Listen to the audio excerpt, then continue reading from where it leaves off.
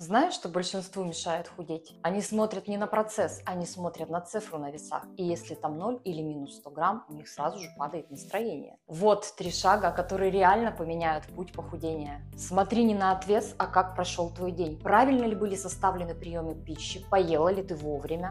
Второй шаг. Не жди мгновенного результата. Вес не уходит за одну ночь. Главное действовать каждый день, даже когда не хочется. Даже когда устала. Ты строишь не новую фигуру, ты строишь новую жизнь. Третий шаг. Не ищи вкус в еде, а ищи вкус в жизни.